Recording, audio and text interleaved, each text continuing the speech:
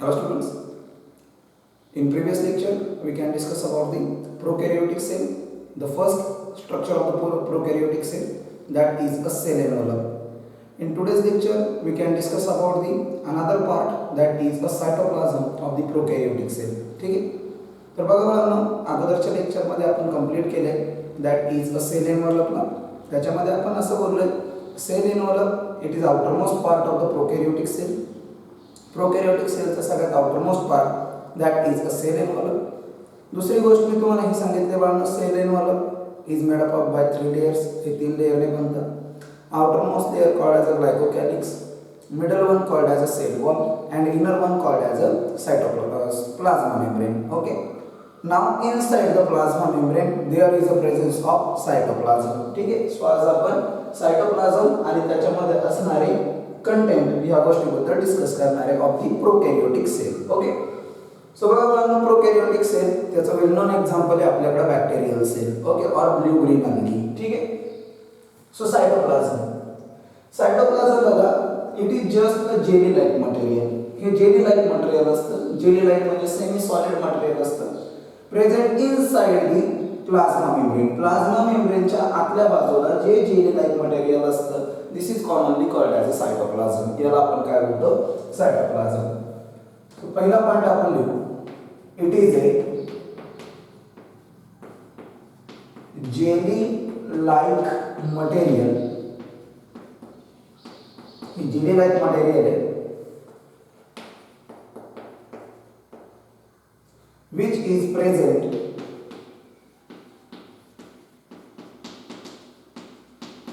inside the plasma membrane. Plasma मेम्ब्रेनच्या आतमधल्या बाजूला जे जेली लाइक मटेरियल आपल्याला दिसतंय, this is commonly called as a cytoplasm. ठीक आहे. नाव सायटोप्लाझम जे बघांनो, it is a main arena for the metabolic activities. Okay, हा मेन अरेना आहे. अरेनाचं सिंपल मिनिंग होतो area for the metabolic activities. ठीक आहे. मेटाबॉलिक ऍक्टिव्हिटीज ज्याला आपण एक सिंपल वर्ड मध्ये बोलतो मेटाबॉलिझम. ठीक आहे. मेटाबॉलिझम काय असतं बाळांनो? It is a sum of the total number of reactions. Okay, takes place in a cell or a body. बॉडीमध्ये किंवा सेलमध्ये जेवढे काही रिएक्शन्स चालतात त्या सगळ्या रिएक्शनला कंबाईनली आपण काय बोलतो? मेटाबॉलिझम. ठीक आहे. मग याच्यामध्ये काही रिएक्शन्स अशा असतात बाळांनो, काही रिएक्शन अशा असतात की ज्याच्यामध्ये छोटे मॉलिक्युल्स कंबाईन होऊन एक लार्जर मॉलिक्यूल तयार होतो. That kind of reactions are called as a anabolic reaction. Means when two smaller molecules are combined together to form a one larger molecule, this is commonly called as an anabolic reaction. And if the one larger molecule is broken down into two smaller molecules, then it is called as a catabolic reaction. म्हणून तुम्ही एक simple गोष्ट लिहू शकता की metabolism is nothing but it is a sum of anabolic reaction and the catabolic reaction. ठीक आहे. So बघा, second point, it is a main arena for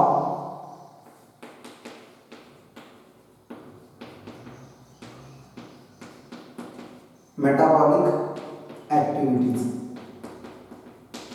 metabolic activities साठी असणारा सगळ्यात main area that is called as a cytoplasm. Okay, आता बघा बाळांनो, why most of the metabolic reaction can be takes place inside the cytoplasm. त्याचं basic एक reason आहे बाळांनो, कारण those are the ingredients like enzymes, okay, or like some materials which are required for metabolism, they are all found in a cytoplasm. हे सगळं material कशामध्ये मिळतं? Cytoplasm मध्ये. म्हणून most of the metabolic reactions कशामध्ये चालतात बाळांनो?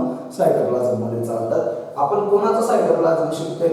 आपण डिस्कस करतोय cytoplasm of the prokaryotic cell, bacterial सेलचा. ठीक आहे. सो तिसरी सगळ्यात महत्त्वाची गोष्ट हे आपण शिकलो की प्रोकॅरियोटिक सेल आणि युकॅरियोटिक सेल मध्ये बेसिक डिफरन्स कशाचा आहे? बेसिक डिफरन्स आहे न्यूक्लियसचा आणि दुसरा डिफरन्स आहे मेम्ब्रेन बाउंडेड सेल ऑर्गॅनल्सचा. जे सायटोप्लाझम आहे प्रोकॅरियोटिक सेलचं, याच्यामध्ये जे काही मेम्ब्रेन बाउंडेड सेल ऑर्गॅनल्स असतात ते टोटली ॲब्सेंट असतात. ओके, म्हणून आपण तिसरा पॉइंट लिहू बाळांनो, मेम्ब्रेन बाउंडेड सेल ऑर्गेनल्स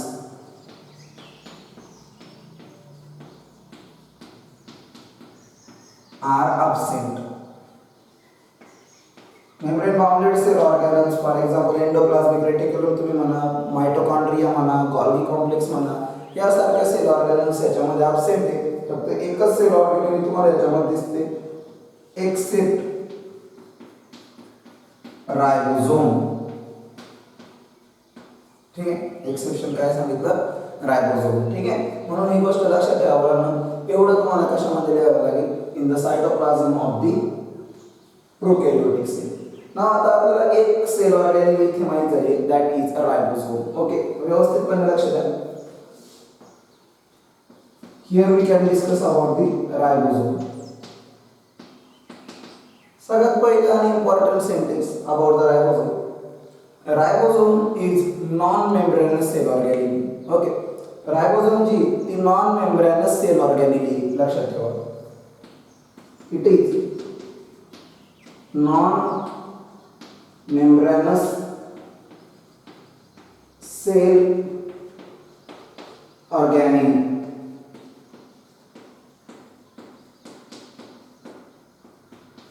पण ज्या सेलमध्ये रायबोसोम्स आहेत त्या सेलचं सगळ्यात महत्त्वाचं काम आहे, that is a protein synthesis. Okay, म्हणजे ती सेल प्रोटीन सिंथेसिस मध्ये मोस्ट ऍक्टिव्हली पार्टिसिपेट होते. म्हणजे सिंपल गोष्ट आहे की ribosome is a factory of protein synthesis और ribosome is a site of protein synthesis. ठीक आहे, सेकंड पॉइंट आपण इथे लिहू की ribosome is a site of protein synthesis. Protein synthesis जर करायचं असेल तर रायबोसोम पाहिजे म्हणजे पाहिजे, लक्षात ठेवा.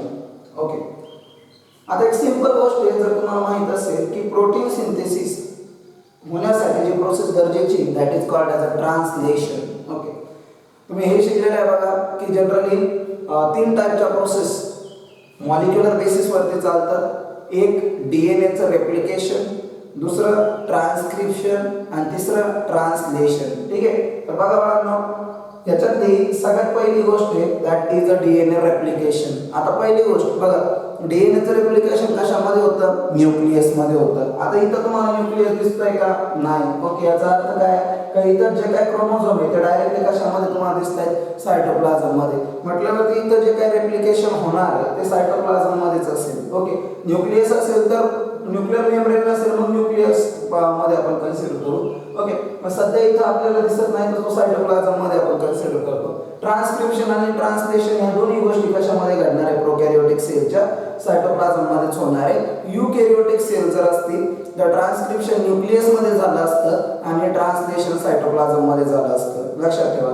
पण इथं तशी गोष्ट नाहीये. ओके, इथं ट्रान्सक्रिप्शन आणि ट्रान्सलेशन प्रोकॅरियोटिक सेल मध्ये दोन्ही सायटोप्लाझम मध्येच होतात. ओके, मग आता ट्रान्सक्रिप्शन काय, तर डीएनए पासून काय बनवायचं, एमआरएनए बनवायचा, that is called as a transcription. ठीक आहे, डीएनए पासून मेसेंजर आरएनए याला आपण बोलतो ट्रान्सक्रिप्शन.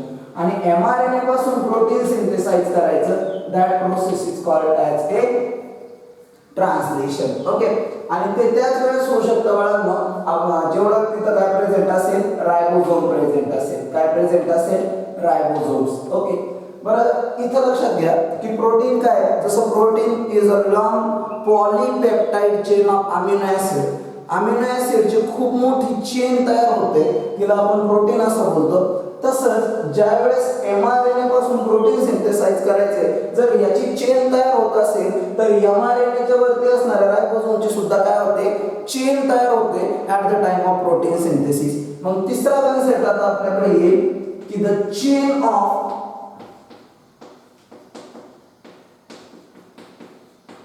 रायबोसोम ड्यूरिंग protein synthesis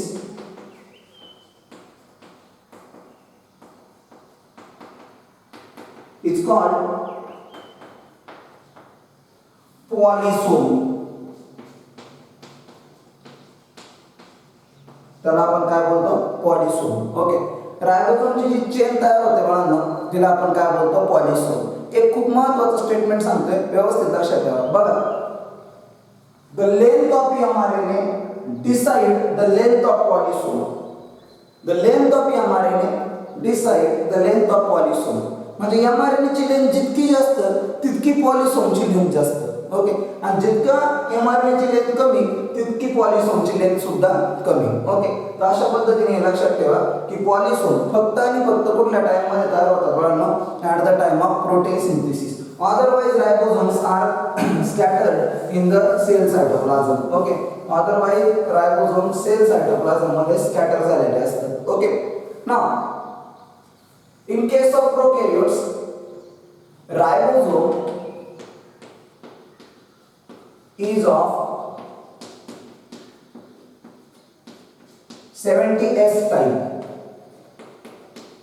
प्रोकॅरियोट मध्ये जो काय रायबोसोम आहे हा 70S टाइपचा असतो, and this S stand for Swedberg unit.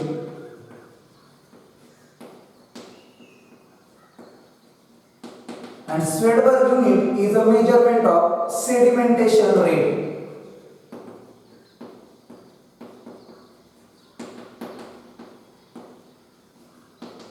ठीक आहे, सेडिमेंटेशन रेट. ओके, बघा बाळांनो, जसं आपण एक इंडिव्हिज्युअल सेलचा स्टडी करू शकतो तर तसं आपण इंडिव्हिज्युअल सेल ऑर्गॅनलचा पण आपण स्टडी करू शकतो.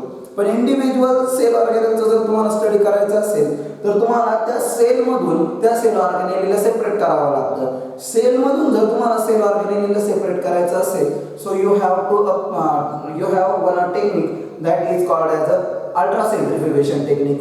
तर तुमच्याकडे अल्ट्रा सेंट्रिफ्युगेशन सारखे टेक्निक असणं गरजेचं आहे.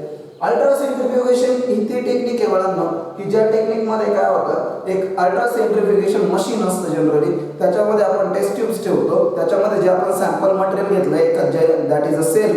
ओके, तर त्या सेलमधून आपल्या सेल ऑर्गॅनल सेपरेट करायचे आहे. त्याला काही रिव्हॉल्युशन पर मिनिट, त्याला एक रोटेटर असतो आणि तो रोटेटर असं काय होतं, रोटेट होतो ज्यावेळेस आपण त्या मशीनला ऑन करतो, आणि त्याच्यामुळे काय होतं की एक पर्टिक्युलर रिव्हॉल्युशन्स त्याचे कंप्लीट होतात आणि एक पर्टिक्युलर रिव्हॉल्युशन्स नंतर ती जी काही सेल आहे त्याच्यातून काय बाहेर येतात, सेल ऑर्गॅनल्स बाहेर येतात. ज्यांची साईज छोटी आहे ते लवकर बाहेर येतात आणि ज्यांची साईज थोडीशी मोठी आहे ते थोडेसे लेट बाहेर येतात. Okay, so that is commonly called as a sedimentation rate. तो त्यांचा सेडिमेंटेशन रेट असतो.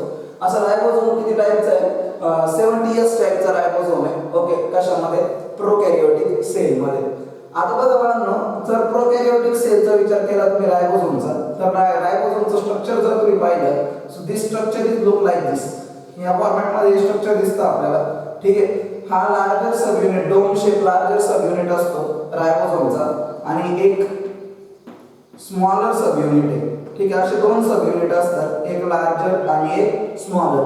लार्जर सब युनिट जो असतो बाळांनो तो 50S आहे, 50 स्वेडबर्गचा आहे, आणि स्मॉलर सब युनिट जो आहे तो 30 स्वेडबर्गचा आहे. ठीक आहे, याची ऍडिशन करायची नाही, ही सेडिमेंटेशन रेट आहे. ओके, लक्षात ठेवा, काय सेडिमेंटेशन रेट आहे, याची ऍडिशन करायची नाही. Okay, so larger sub unit 50 स्वेडबर्गचा आहे आणि स्मॉलर सब युनिट 30 स्वेडबर्गचा आहे. ओके, सगळ्यात महत्त्वाची गोष्ट लक्षात ठेवा की जनरली हे दोघे लार्जर सब युनिट आणि स्मॉलर सब युनिट फक्त at the time of protein सिंथेसिसच एकमेकांना काय होतात, जॉईन होतात. अदरवाईज एकमेकांना जॉईन नसतात, ते फ्रीली पण राहू शकतात. ओके, आणि हे ज्यावेळेस जॉईन होतात तर हे larger sub unit smaller sub युनिटला ज्यावेळेस जॉईन होतं, so it require one ion and that ion is called as a magnesium ion. कोणते आयन पाहिजे तिथं, मॅग्नेशियम आयन पाहिजे. मॅग्नेशियम आयनमुळे larger sub unit smaller sub युनिटला काय होतं, जॉईन होतो. ठीक आहे, तर इथपर्यंत हा पार्ट लक्षात ठेवा तुम्ही about the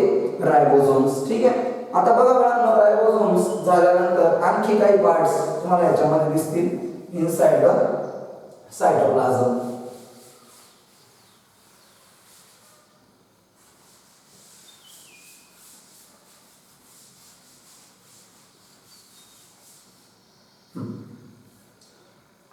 So now if you observe here is the presence of what we call as a double stranded circular DNA. इथे एक सर्क्युलर DNA तुम्हाला दिसतोय. ओके, एक लक्षात ठेवा, हा जो DNA ऑलरेडी बॅक्टेरियामध्ये प्रेझेंट आहे, ऑलरेडी सायटोप्लाझम मध्ये हा जो थ्रेड लाईन DNA तुम्हाला दिसतोय which is a chromosome. Okay, so this is commonly called as a genomic DNA. याला आपण काय बोलतो, जिनॉमिक DNA. ओके, लक्षात ठेवा, याला इथं मी रिजन जो दाखवलाय that is a न्यूक्लिओइड. region. Here is the presence of genomic DNA. And genomic DNA सोडून जो other DNA, this is commonly called as a plasmid. त्याला आपण काय बोलतोय? Plasmid. Okay. So now we can discuss about the plasmid. हा point खूप important आहे बाळांनो, प्लाझ्मिड. ओके, व्यवस्थितपणे लक्ष द्या. बघा, प्लाझ्मिड जे it is circular, double stranded,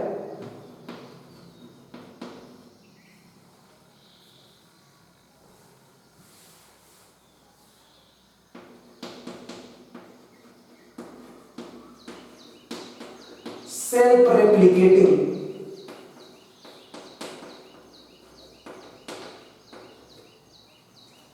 circular, double-stranded, self-replicating, extra-chromosomal,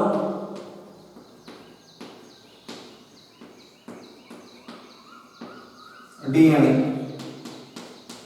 एक double circular, double stranded, self replicating, extra chromosomal काय DNA, that is commonly called as a plasmid. Okay, आता बघा बाळांनो, बॅक्टेरियामध्ये ही एक स्पेशल केस तुम्हाला दिसते, that is a plasmid. Okay, generally लक्षात ठेवा की प्लाझ्मिड हे युनिक फीचर म्हटलं तरी चालेल कशाचं, बॅक्टेरियल सेलचं. ओके, पण काही प्लांट्स किंवा ॲनिमल्स यांच्यामध्ये सुद्धा आपण प्लाझ्मिड ऑब्झर्व करतो. ॲक्च्युली ते इंट्रोड्यूस प्लाझ्मिड्स आहेत. Okay, introduce plasmid. आता तुम्ही म्हणाल सर इंट्रोड्यूस प्लाझ्मिडचं सिंपल मिनिंग काय? बघा, एक सोपी गोष्ट, जर तुम्हाला काय करायचंय, एखाद्या प्लांट सेलमध्ये एखादा जीन इंट्रोड्यूस करायचा आहे. काय इंट्रोड्यूस करायचा आहे? जीन इंट्रोड्यूस करायचा आहे. तर तो जीन तुम्ही कशा थ्रू इंट्रोड्यूस करू शकता?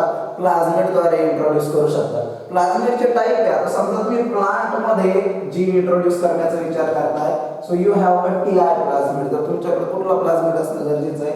टीआय प्लाझ्मिड, ज्याला ट्यूमर इंड्युसिंग प्लाझ्मिड असं म्हणतात. ठीक आहे, म्हणजे एका सेलकडून दुसऱ्या सेलमध्ये जर जीन ट्रान्सफर करायचं असेल तर ते जीन ट्रान्सफर कशाद्वारे होऊ शकतात? प्लाझ्मिडद्वारे होऊ शकतात. म्हणून plasmid is generally act as a vector. Plasmid काय म्हणून काम करतो? Vector to introduce the gene. Okay, काय इंट्रोड्यूस करण्यासाठी? जीन इंट्रोड्यूस करण्यासाठी. म्हणून सेकंड पॉइंट आपण लिहू की plasmid is act as a vector. Plasmid एक वेक्टर म्हणून काम करतात. ठीक आहे, वेक्टरचं सिंपल मिनिंग लक्षात ठेवा. एका सेलमधून दुसऱ्या सेलमध्ये आपल्याला काय ट्रान्सफर करायचं आहे? जीन ट्रान्सफर करायचं आहे. त्याच्यासाठी आपण कोणाला वापरतोय? प्लाझ्मिडला वापरतोय. म्हणून प्लाझ्मिड काय म्हणून काम करतोय? आपल्याकडं वेक्टर म्हणून काम करतोय. ठीक आहे, आता बघा तिसरी सगळ्यात महत्त्वाची गोष्ट. जनरली तुम्हाला जर माहित असेल की आपली जी काही युकॅरियोटिक सेल असते तिच्यामध्ये जो काही न्यूक्लियस असतो तो फक्त एवढाच असतो, 10⁻⁻⁶ मीटर. पण याच्या आतमध्ये जो डीएनए बसतो तो डीएनए 2.2 मीटर एवढा असतो. ठीक आहे, म्हणजे एवढ्याशा स्मॉलर न्यूक्लियस मध्ये 2.2 मीटरचं काय बसणार आहे? डीएनए बसणार आहे. मग तो कसा बसतो बाळांनो? It is highly coiled structure, coiling करून बसतो. एक सिंपल गोष्ट कन्सिडर करा, ती जी कॉइलिंग असेल ती कुणाच्या भोवती तरी असेल, बरोबर? कारण इंडिव्हिज्युअल फक्त अशा टाइपची तर कॉइलिंग होणार नाही. ओके, म्हटल्यावरती ही जी कॉइलिंग आहे ही एक स्पेशलाइज काइंडच्या प्रोटीन भोवती चालते. And that proteins are commonly called as a histone protein. कोणते प्रोटीन असतात? ते हिस्टोन प्रोटीन असतात.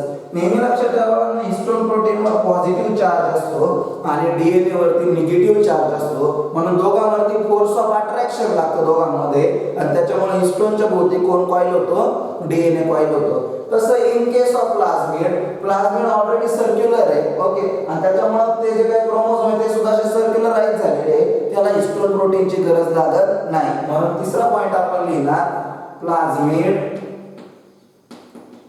does not possess histone proteins.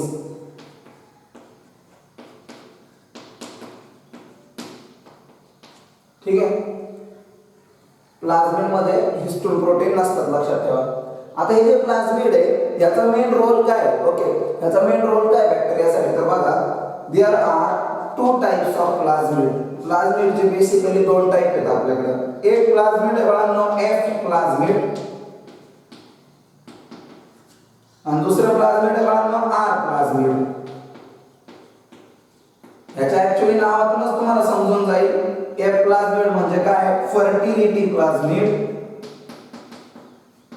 आणि आर प्लाझ्मिड काय, रेजिस्टन्स प्लाझ्मिड. ठीक आहे.